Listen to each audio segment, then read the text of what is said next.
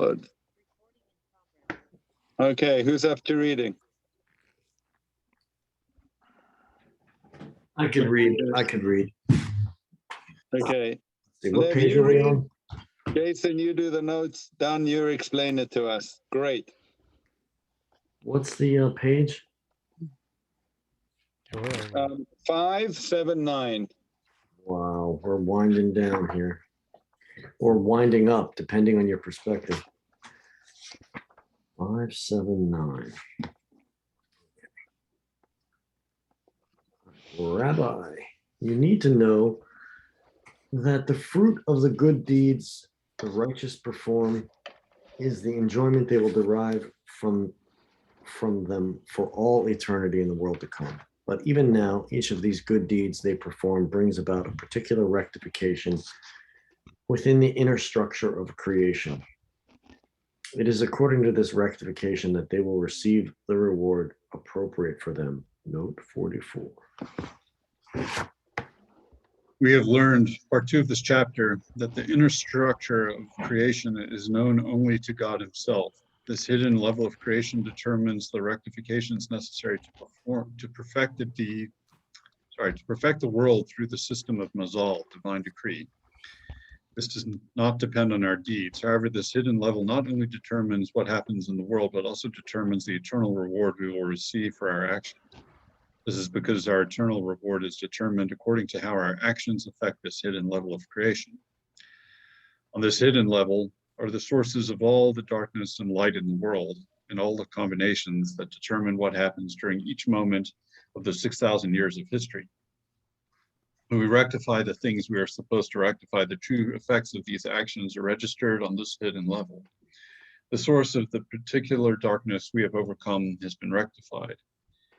These true effects remain registered on this hidden level, and when the great day of judgment comes, they will determine our eternal reward, as will be explained. Siadir Ba Marom, page 186 to 189.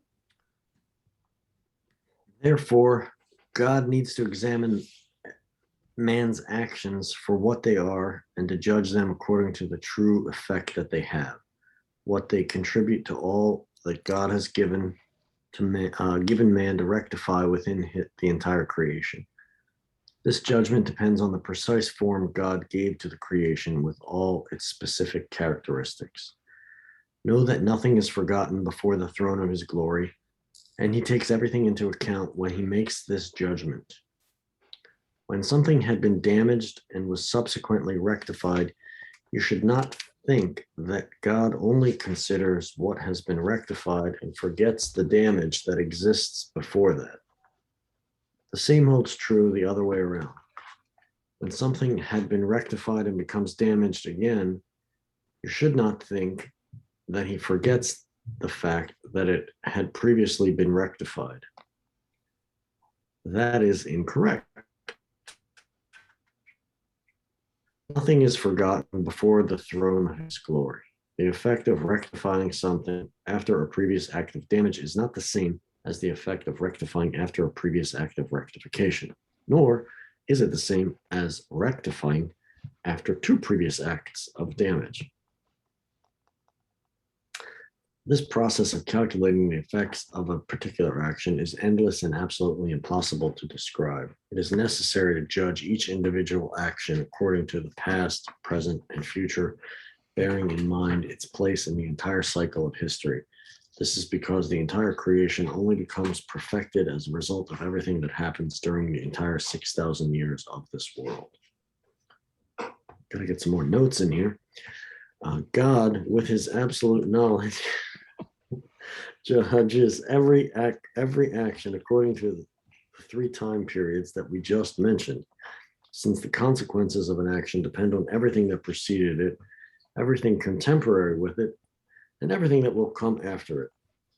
After this whole process of judgment, the person's reward in the world to come is determined, a reward that is appropriate for his actions. This is self-evident. On the great day of judgment, God will reveal to every created being the true meaning of all the events of history, from the day of man's creation until the day of judgment itself. All creatures will then see God's righteous judgment from within every single action, great or small. Note 45. After the resurrection of the dead, there will be a great day of judgment. Then God will reveal the hidden level of creation to every creature. We will see how everything that ever happened during the entire course of history forms part of one perfect process leading to the perfection of the world. We will see how God judges every action perfectly according to its place in the entirety of this process. Each person will see how his individual reward has been perfectly calculated as a result of all this.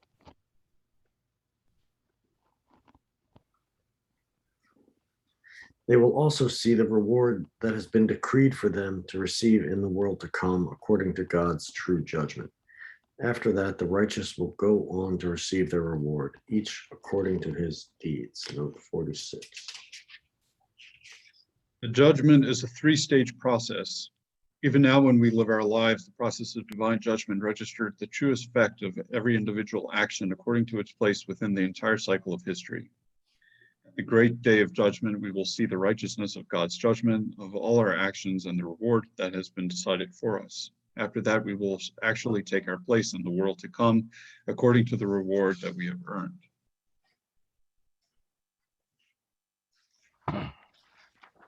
Okay. Dan, you want to explain that to us?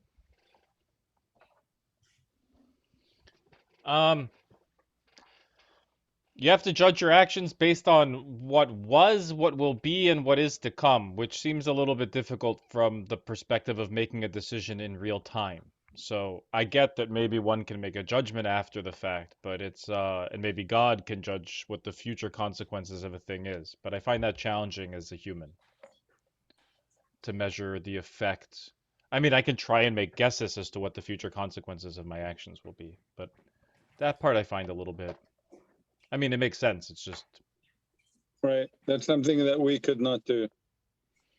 well, we try, right? We try to project into the future and we try to make a guess as to what our actions are going to cause, and we should be mindful of that. But, and then the first bit had to do with we should be rewarded in accordance with what we've accomplished.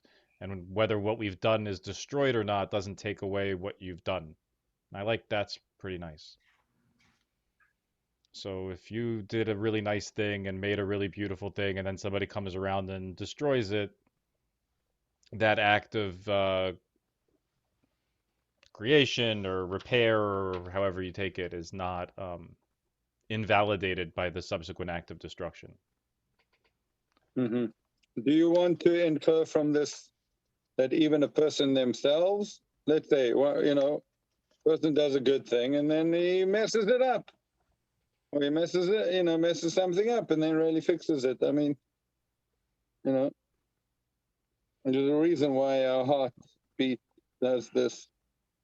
Yeah, but it's better to not screw up and go back, right? The act of destruction after the act of repair is still bad, but the repair isn't lost. Right. And he said we still can't calculate it, so even that rhythm thing, who knows whether that's good or bad or what the... Right, it's innumerable, all the different ways you could possibly add these things up. Now, what's interesting is, that the effect of our actions, of our mitzvot, cannot be seen. Not in the here and now. So that is something which I guess is an element of faith. That, I woke up this morning, I put on my tefillin. Do I see anything? Do I feel anything? Not really. But my faith tells me that, in the end, there was some rectification done on some hidden level somewhere. And, it depends on what came before me and what came before us, what is now, and what effect that will have in the future. Interesting. Okay. It's interesting how it said that everyone will be, and at the end we'll see how they've been perfectly sort of judged. Their reward will be exactly what was appropriate. And what if you're unhappy? You know, your year-end bonus that you have is lower than what you thought it was supposed to be. Like, Yeah, I think that judgment, what it actually was referring to during your life. I thought it was after At the the end of resurrection and when we were all sitting around and Yeah, we'll actually take our place in the world to come according Yeah. to the reward that we have earned. Yeah, but he says on the great day of judgment, God will reveal to every created being the true meaning of all the events of history from the day of man's creation until the day of judgment. All creatures will then see, you see what I'm reading? Right, yeah. All creatures will then see God's righteous judgment within every single action, great or small. That's the judgment in the end of the day or during the process? I think that's on the great day of judgment. That's at the end of days. It's after the day. It's at the day of judgment.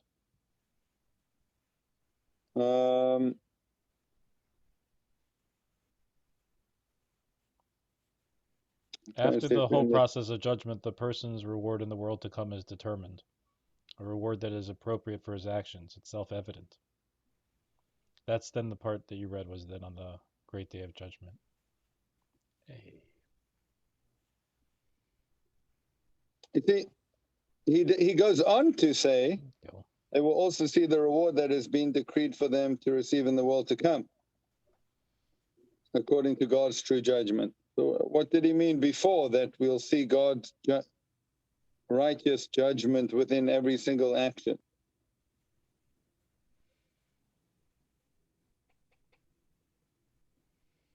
Well, when it's all done, we'll get to see how everything made sense. I think it'll all be revealed. But then also what we did right or wrong will also be self-evident.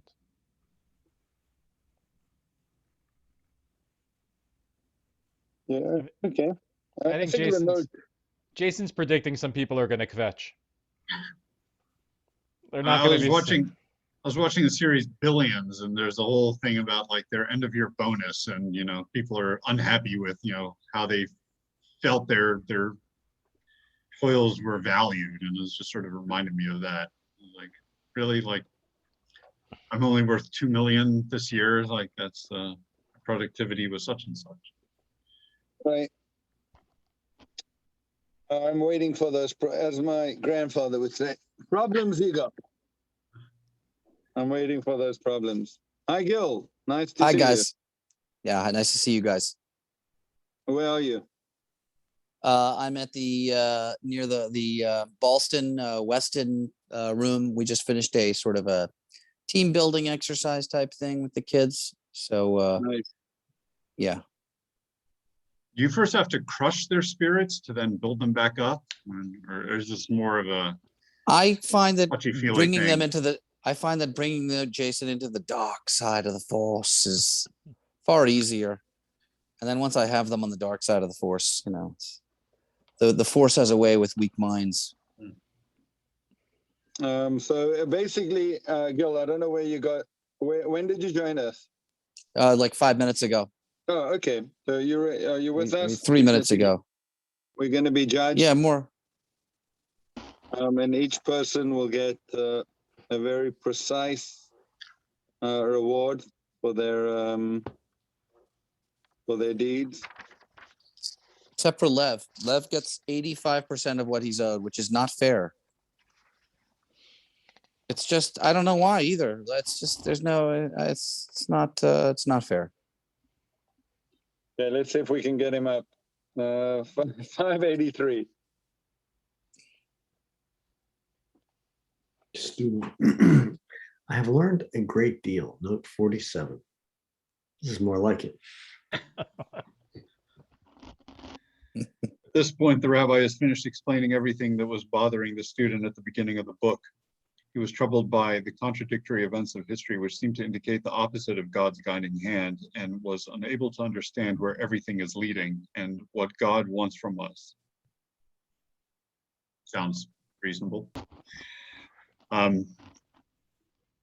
He had therefore requested clarification of 4 of the 13 principles of faith: God's direction of the world, reward and punishment, the coming of the Mashiach, and the resurrection of the dead. Now the student declares that he has acquired a precise framework through which to understand all these matters clearly.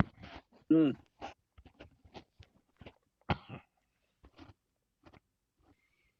I have at least been able to formulate a general understanding that sets my mind at rest with regard to the way God runs the world. Chapters 2 and 3, note 48. In chapter 2, we learned how the process of the revelation of God's oneness is the central element of creation. In chapter 3, we saw how God conceals his oneness to allow free choice while simultaneously guiding the world to its eventual perfection. This laid the basis for a general understanding of the way God runs the world. I have seen the great importance of man's task of serving of God. I have seen what this task consists of and what its benefit is. Chapters 5 and 6, note 49. In chapter 5, we began looking at man's task of serving God. Since man's principal task is to overcome evil, it was necessary to give a precise explanation of the origin and nature of evil. At the end of that chapter and during chapter 6, we discussed how this affects man's task in the world. In chapter 8, during our discussion of the sustaining forces of creation, we saw how the service of the righteous perfects the world. We saw the power God gives to the mitzvos and how we can become God's partners in rectifying creation. I have seen the various sources of the changing events that unfold within the cycle of time, God's attribute of judgment, his attribute of compassion, and the system of Mazal. Note 50. Chapter 7, we began to look at the system through which God runs the world of good and evil. We saw how the world requires God's attribute of judgment and how this attribute manifests itself during 5 stages of development. We saw how all this stems from God's attribute of love and compassion. In chapter 8, we learned about the sustaining force of creation. In this chapter, we have discussed the deep hidden system of Mazal. I have also understood the ultimate purpose of each of them, chapters 7 through 9. I have understood the nature of man's existence in this world and his elevated level of existence in the time periods that will come after it, chapter 4, note 51. In chapter 4, we examined the nature of man's existence in this world in light of the relationship between the body and the soul. We also looked at the spiritual sources behind this relationship. At the end of this chapter, we discussed how the changing balance in this relationship dictates the nature of man's existence in the time periods that followed the 6,000 years of world history. I have understood the nature of the Messianic era, chapter 2, part 4, and chapter 7, part 3, note 52. The basic theme of this work is that the whole of history is moving towards the Messianic era where evil will be destroyed and the world perfected. See, for example, chapter 2, part 4 to 5, chapter 5, part 2, chapter 7, part 3, and chapter 9, part 3. The resurrection of the dead and the world of reward, chapter 4, part 1, chapter 4, part 4, chapter 5, part 3, and chapter 6, part 3, as well as the factors that bring them about. Above all, I have been able to strengthen my faith in the knowledge that everything comes from God and forms part of a deep plan. Nothing big or small is by chance. Nothing is without purpose. Everything forms part of one integrated reality that is constantly moving toward the ultimate perfection of every existing thing. The culmination of the whole process will be when this ultimate perfection of existence is complete.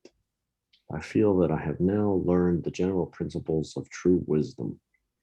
Everything else is just an extension of these principles. In order to understand all the individual details of the world, one just needs to put each one into its general category. Note 53. Now that the student understands the general principles of the Hanagah, he has the framework within which to understand all the individual things that happen to him, as well as all the things that happen in this world. This framework allows him to see the justice of God's ways and the purpose of his own life, with the result that his doubts disappear and his faith becomes strong. Similarly, anyone who immerses himself in the words of this remarkable book will surely gain a new understanding of the world and transform his faith in service of God. It is sufficient for me to have gained an understanding of the root causes of everything. Now, at least, I am clear and confident in my faith. Nice. Okay, well, now we know that the last part of chapter 9, part 4 is a good summary of the book.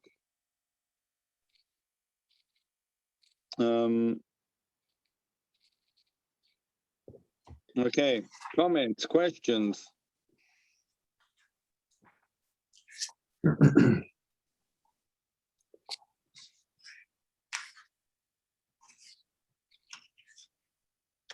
think it's the most important chapter. Oh, why do bad things happen to good people? Mm-hmm. Probably the most important part of all of this. Otherwise, why does it matter? Mm-hmm.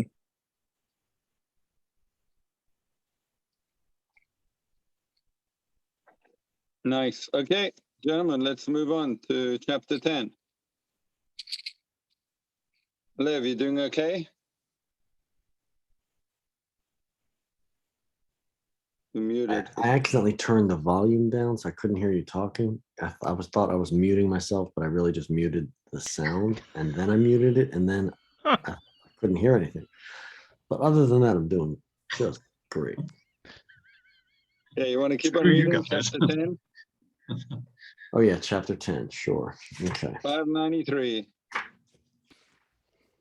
Rabbi.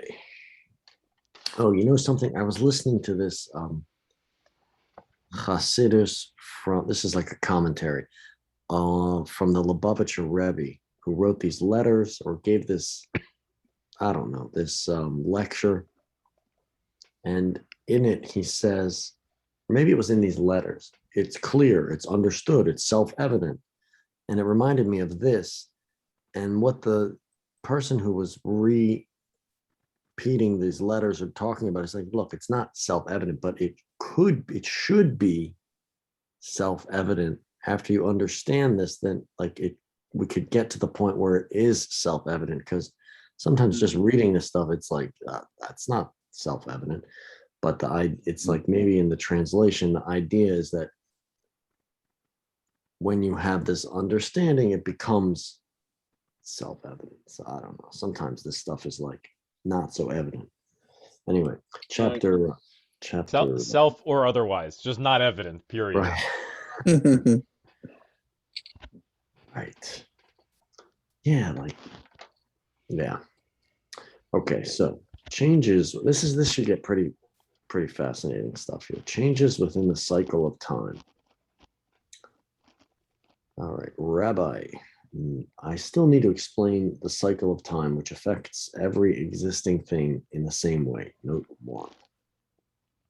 Tevunot just mentioned that we had seen all the various sources of the changing events that unfold within the cycle of time. The rabbi explains that there is one last element affecting these changing events that we have not yet examined. We will learn that there are certain factors built into this cycle of time that affects the nature of reality. For example, within the weekly cycle, Shabbos is more holy than the other days of the week. The various Yomim Tovim during the year are also more elevated than the other days, each in their own way. Even within the cycle of a normal day, the morning is different from the other parts of the day. See chapter 8, part 5. We'll now examine the sources of these changes within the cycle of time. We find that there are changes within this cycle caused by the nature of time itself.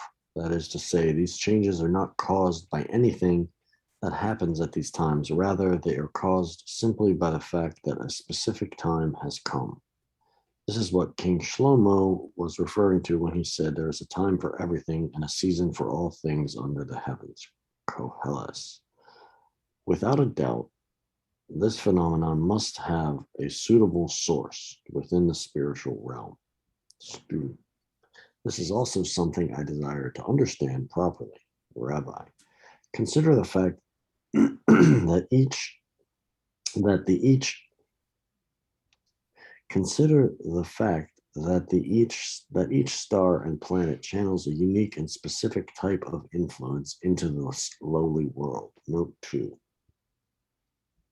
This discussion about the influence of the stars and the planets is not the main point the rabbi is discussing. The main point of discussion involves the spiritual forces or divine emanations that define and control the built-in changes within the cycle of time. However, the influence of the stars is a reflection on a lower level of the system of divine emanations. Therefore, by studying the more tangible level of the stars, we'll be able to transfer our understanding to the more elevated level of the divine emanations. Furthermore, an entity that is influenced by one particular star is not influenced by another star. These influences are received by their recipients continuously wherever they are. However, apart from this specialized function, the stars and planets also have a general power and authority within the cycle of time. Each one has authority during the hour or period of time that has been assigned to it, as is well known. Note 3.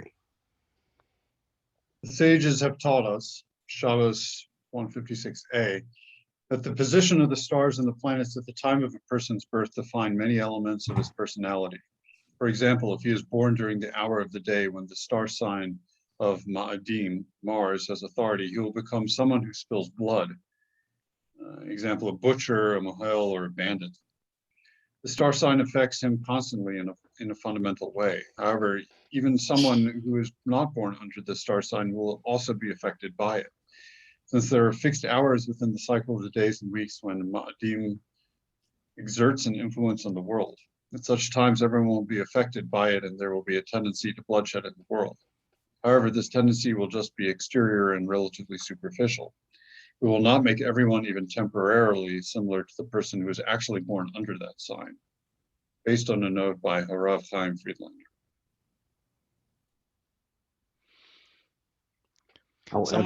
Someone has to write a joke about The banditry. a butcher, a mohel, and a bandit walk into a yeah. bar. Yeah. Yeah, they were both born on the same sign. It's like, yeah. Any one of those three, whatever. It's What did the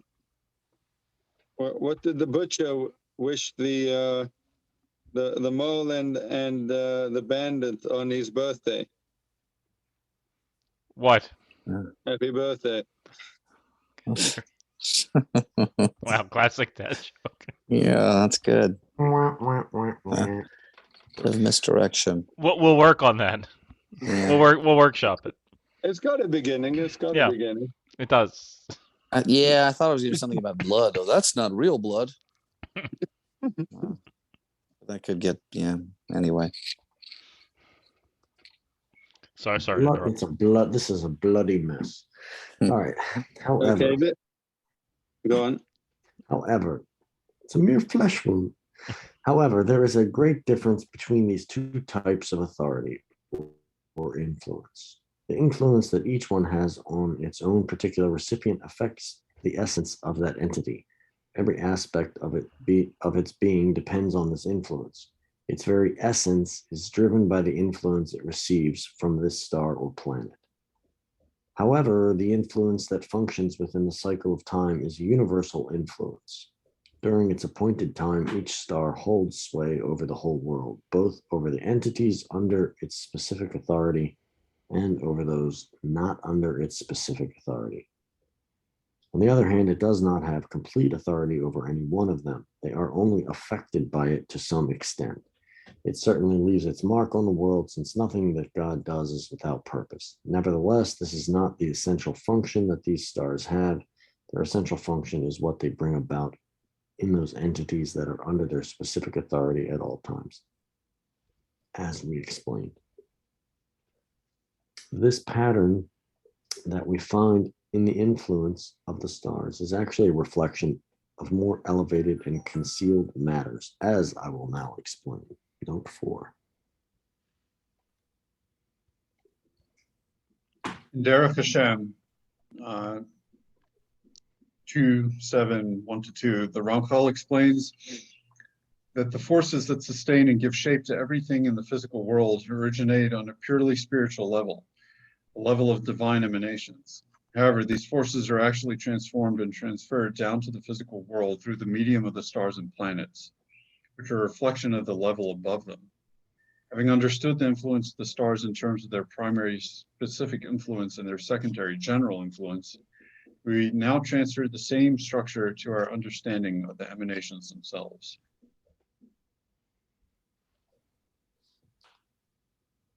God brought into many, or rather, God brought into being many different kinds of divine emanations for the benefit of his creations, specific emanations suitable for each particular created entity. Note 5. This is parallel to the fact that stars have specific entities that are under their authority at all times. In addition to this form of emanation, he decreed that all the different kinds of emanations should be a part of a repeating cycle that allows each one in turn to exert a general influence over the whole world. Note 6. This is parallel to the general secondary influence that stars have over the whole world at specific fixed times. This cyclical pattern of influence follows the cycle of time. Every day, one kind of emanation exerts its particular influence within the Hanhaga. This is a general influence over the entire creation. However, it is not its principal function. The principal function of each emanation is the influence it has over those specific entities that receive their main input from it at all times. Note 7. In this function, each emanation is the medium through which God sustains, for example, a particular person at all times, giving him life and shaping every element of his personality and inner being. Nevertheless, the level of general influence brings about new aspects throughout the creation according to the nature of the particular emanation that has the authority at that time. This factor is also responsible for the sanctity of the various Yomim Tovim at their particular appointed times, as well as everything else that depends on the cycle of time. Note 8. For example, we learned in chapter 8, part 5, that the main part of the day is in the morning, while the rest of the day is just a completion of what was initiated in the morning.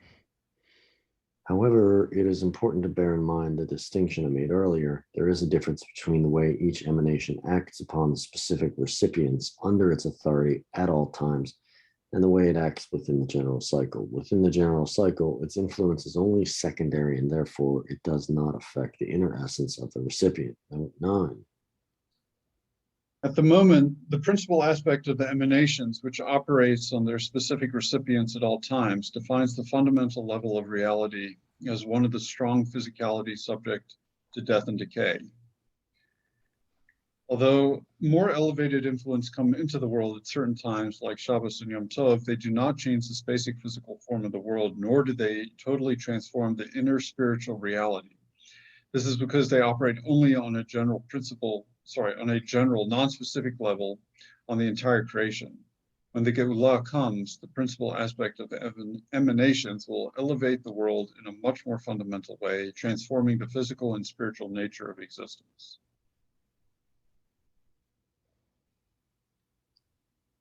The principle of the secondary. Just, I'm not sure what you guys are thinking when you're reading this.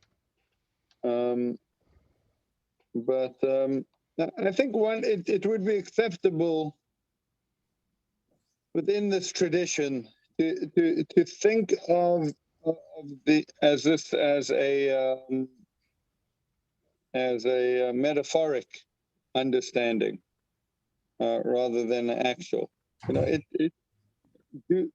Does influence come into, does spiritual influence come into this world through the stars? Like it somehow has some, right? Or are the stars up there for us to look at and imagine that there's a real system, all right? There's some organization, there's something going on, but it doesn't really come through these physical entities. I'm not. I think that would be acceptable. It's very hard to think about, what these stars are having an influence. It's interesting that the rest of the world, to some degree, definitely, buys into this idea of the zodiac and different times. It's interesting that Yom Tov, Sukkot, Pesach, is always a full moon. The moon being the representative of the Jewish people in the world, things like that. I think I'm more comfortable with that way of looking at things. Maybe when this final redemption comes, I will be pleasantly surprised to see that my lucky star was there all the time, just above me.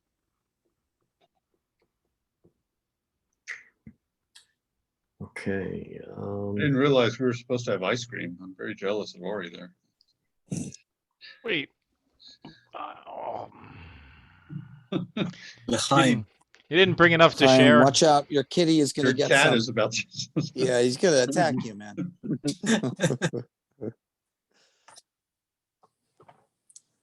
Oh, There we go. Yep. Not for you. Oh, look at that. How nice. He's a really nice cat. Yeah, that's sweet. Oh, good kitty.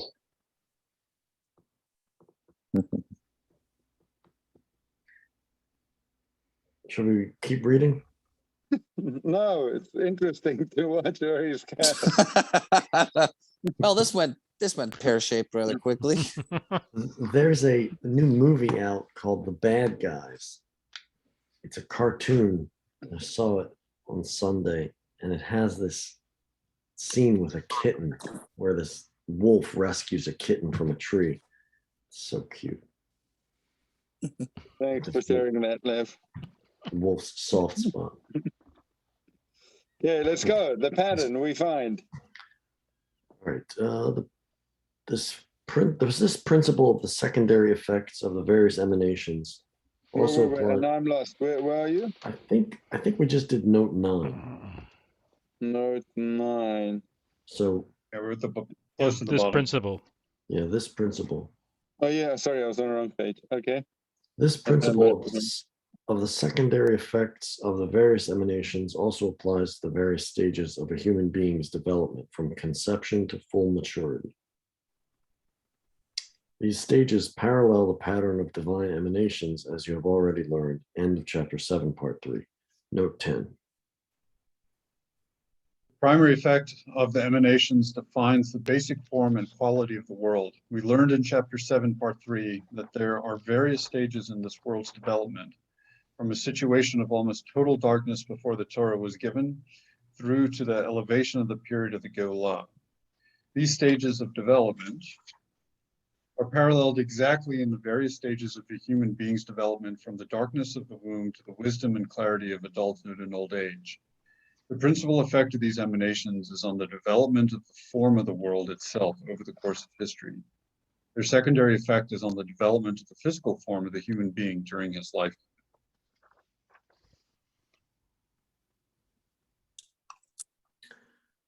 Certainly, during each of these different stages of his development, a person conducts himself according to the pattern of divine emanations which that particular stage reflects. Note 11.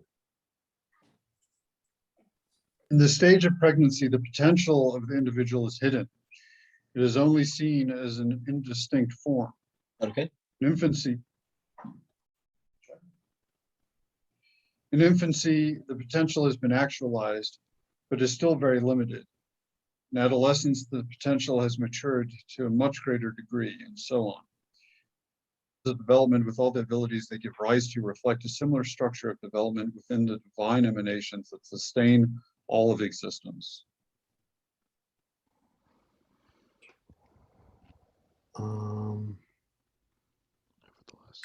Nevertheless, this is not a manifestation of the principal effect of these emanations, for that is something we find only when they act upon the specific recipients under their authority.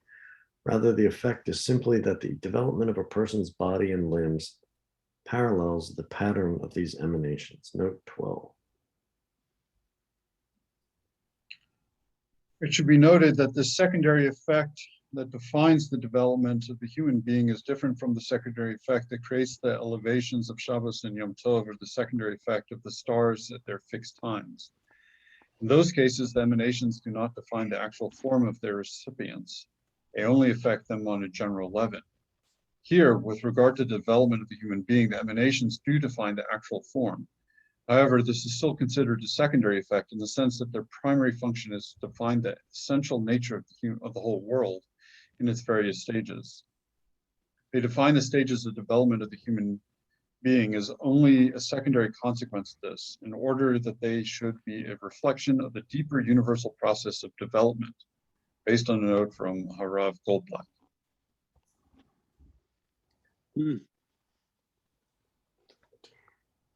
At this point, I have told you everything you need to know in order to arrive at a true understanding of those principles of faith that you inquired about. I do not need to tell you anything else. Note 13. Be gone with you. Done. At the very beginning of the book, the student asked for clarification of 4 of 13 principles of faith. See the end of 9:4 and notes there. The rabbi has now completely finished explaining these 4 principles. The remainder of the book will deal with some aspects of 3 of the other principles of faith: prophecy, the prophecy of Moshe, and the emergence of the world from non-existence to existence. Okay.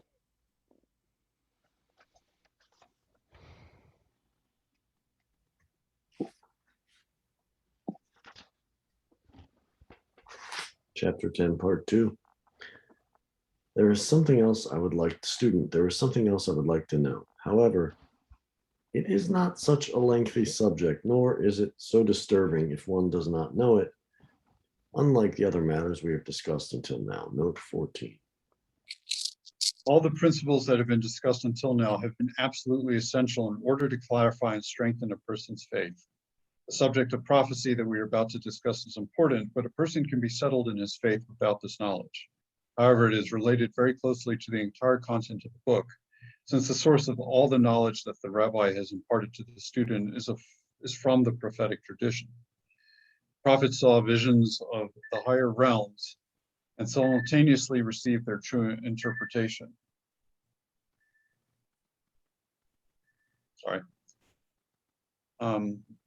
The received tradition of this interpretation is the subject matter of this work.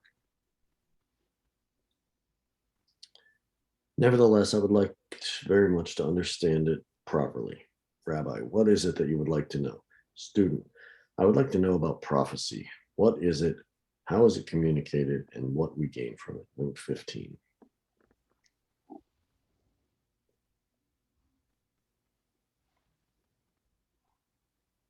The definition of what prophecy is given in the next paragraph. The revelation of God's glory together with the resultant knowledge that comes from this revelation.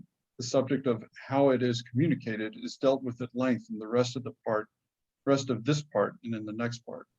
The subject of what we gain from it is dealt with in part 4.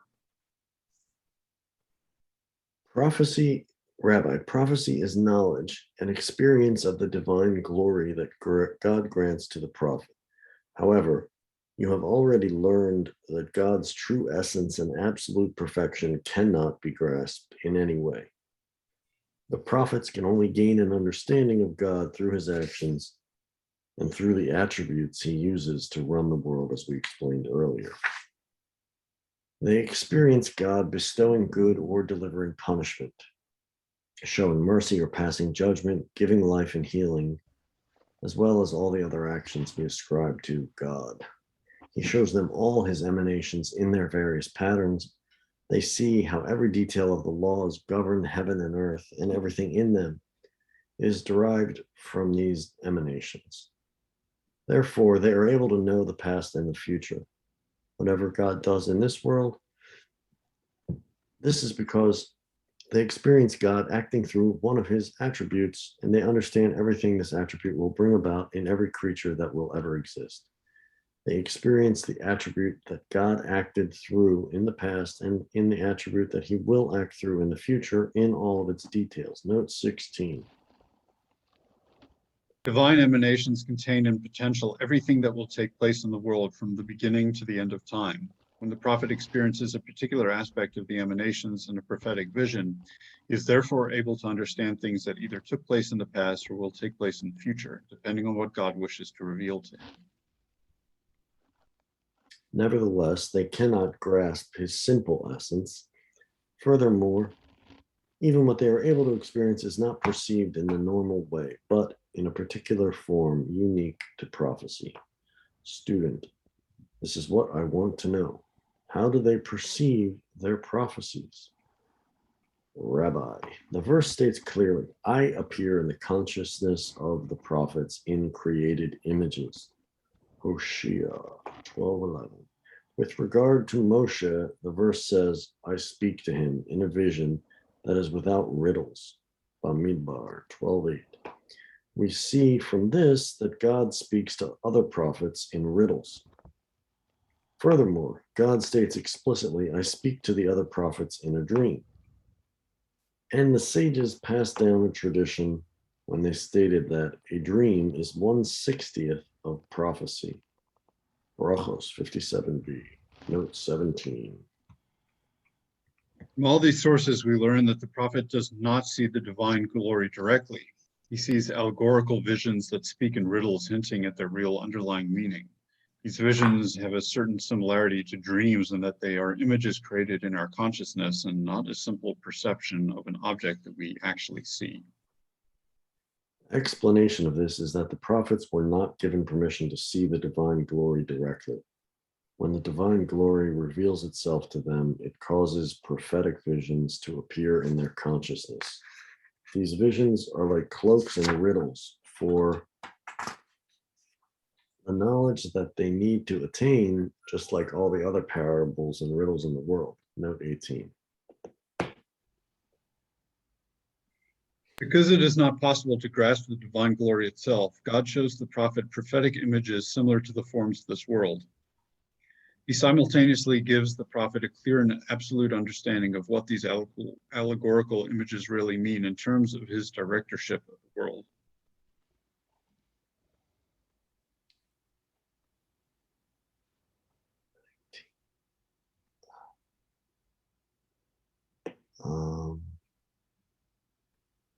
Oh, 19, yeah.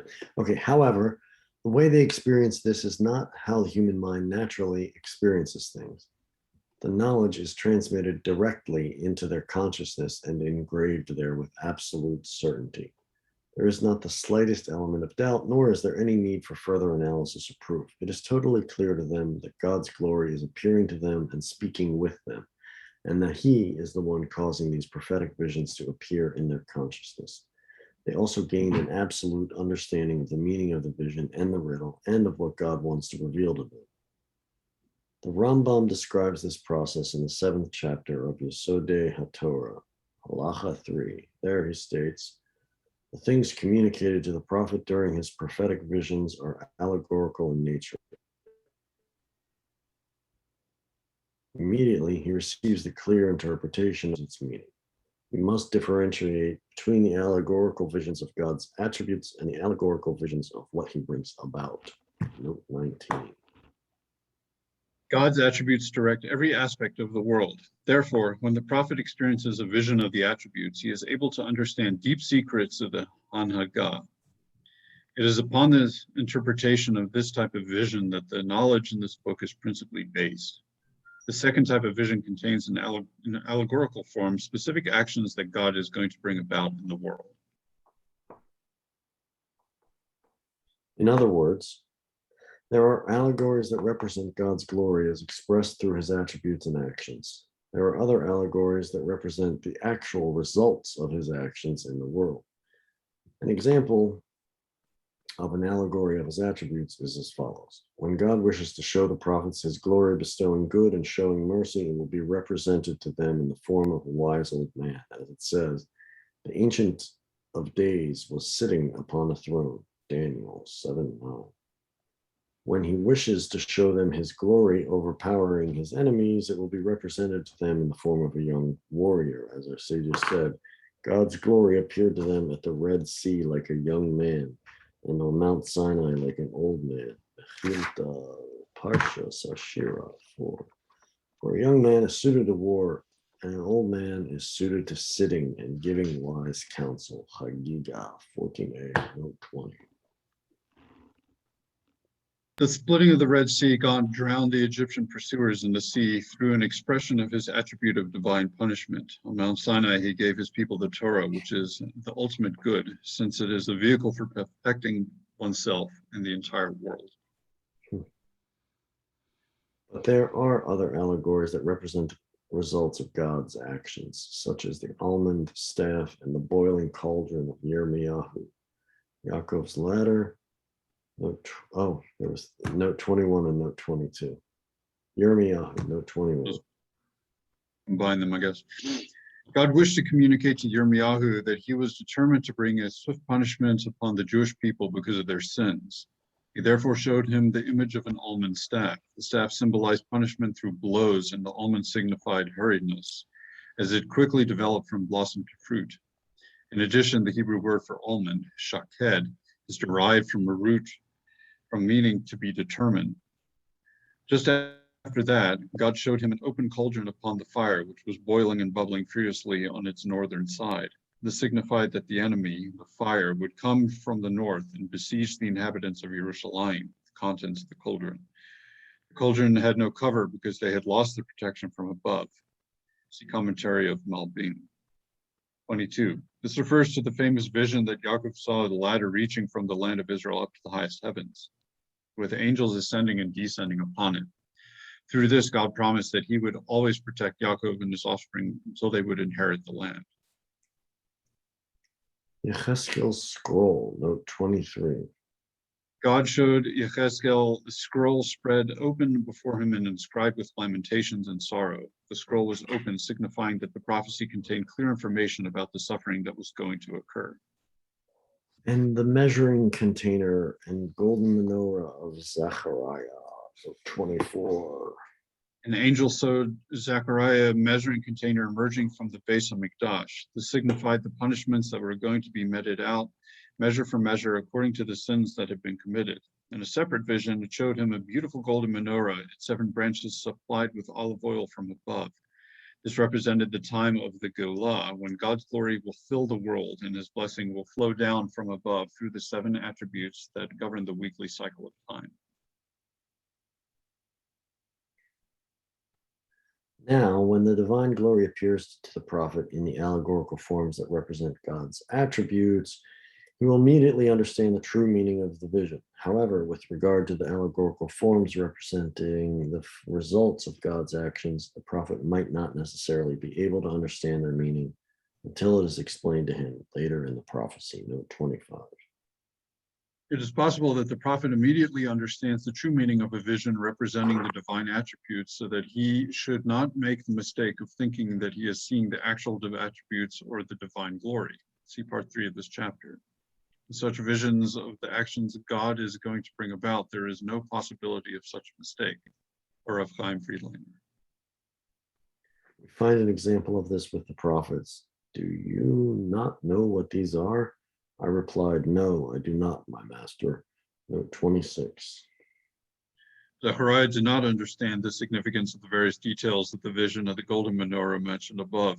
The angel therefore had to explain to him their precise meaning. This concept is mentioned by the Rambam in the source mentioned above, Yesodei HaTorah. Another aspect of these visions is that they can contain many different images.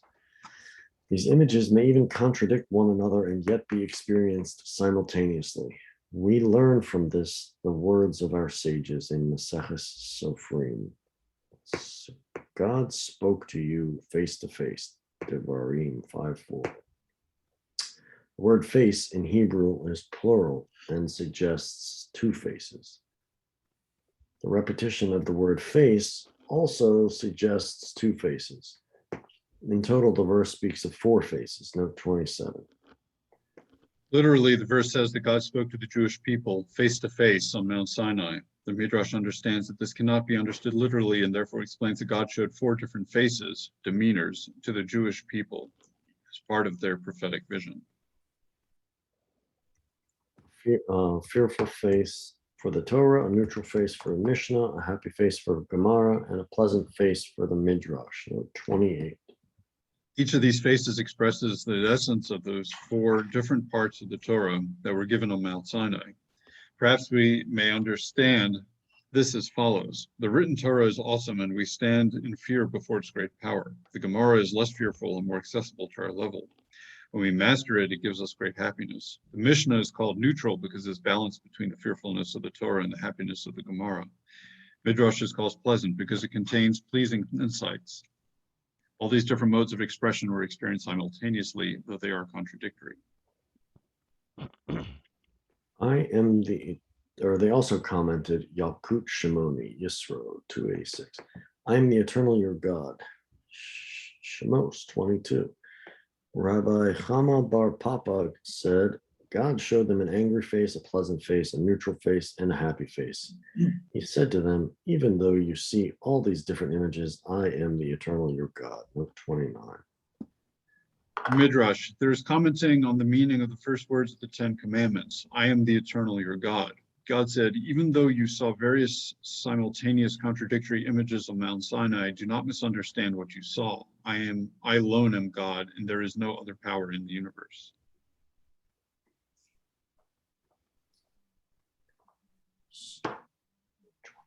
This is similar to what our sages said about the nature of divine speech. Yerushalmi Darim.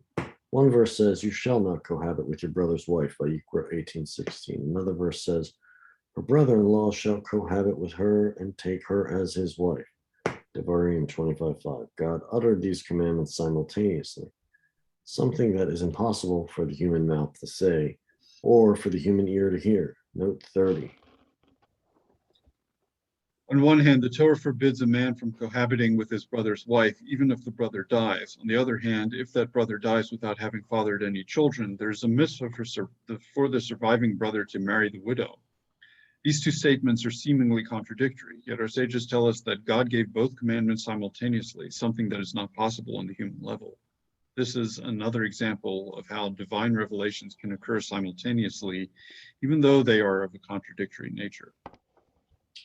Remember the Shabbos day to sanctify it, Shemos 28, and keep the Shabbos day to sanctify it, Devarim 5:12, were also uttered simultaneously, note 31. In the first set of luchos given to Moshe, it says, remember the Shabbos. And in the second set, given after the first ones were smashed, it says, keep the Shabbos. These 2 statements refer to 2 opposite categories, since remember the Shabbos refers to the positive commandment to perform actions that sanctify Shabbos, while keep the Shabbos refers to the negative commandment not to perform actions that profane the Shabbos. See Ramban. Yet our sages tell us that they were spoken by God simultaneously. The reason for this is clear. These images are created prophetic revelations that do not have intrinsic existence. The very fact that these images appear in the mind of the prophet depends on the king whose word brings everything into existence. Consequently, he can create whatever images, whatever form he wants. He does not need to follow the laws of the physical world since they only apply to things that have physical existence. Nevertheless, it goes without saying that nothing God does is without purpose. Every image that the prophet is shown gives him an understanding of what one of the divine attributes or a particular aspect of it. Therefore, when God wants to reveal different aspects of these attributes to the prophet, he will show him different images, even if these images then are themselves contradictory. This is because the ultimate purpose of the revelation is not the visual image itself, but what the prophet understands through that image. Psh, this is like totally like psychedelic 101, psychedelics. This is like the whole thing that happened at Har Sinai with cinematic revelation and hearing the colors and seeing the sounds. It's just like and time was melted away, like everything was like, it's like when these prophets were able to prophesy, they were actually tapping in to that, like that echo of the time melting away. And that's what I think he was talking about a lot, about all the stuff about time. But does anybody agree with me? Where'd he go? Gil, he left. Oh, all right, never mind. It's kind of late. Yes, I agree with you. Cool. No.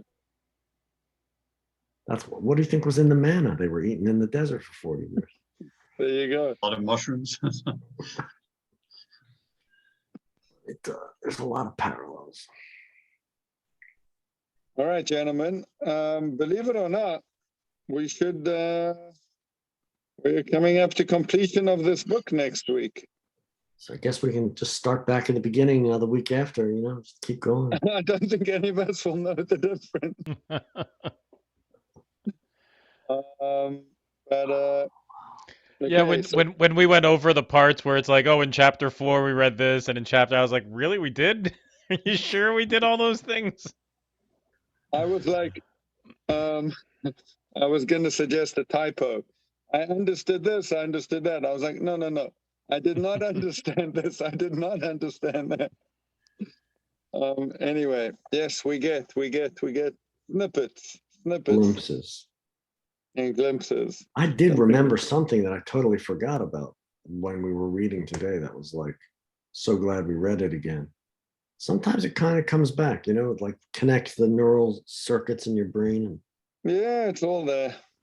I've been working over that thing about the Mazal and the judgment thing for the last 2 weeks since we read that 2 weeks ago. That was fun. I liked that one. Yeah, excellent. Especially the best part of the book. The logical trick, right?